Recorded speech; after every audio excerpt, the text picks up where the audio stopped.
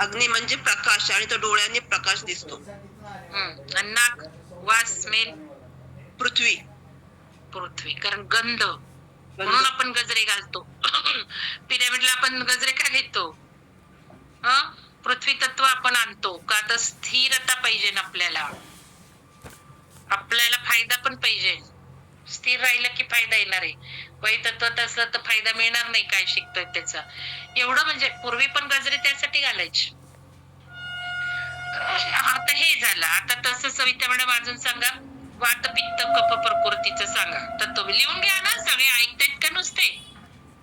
पित्त प्रवृत्ती सांगा. कोणते तत्व बिघाडायत, कोणते तत्व येतात पित्त प्रकृतीला? अग्नी.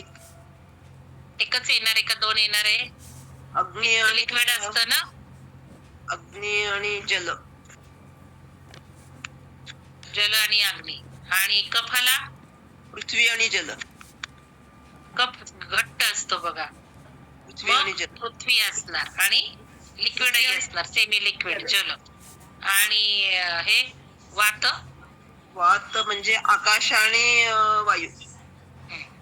लिहून घ्या सगळ्यांनी. मग आपली कुठली प्रकृती आहे, आपलं कुठलं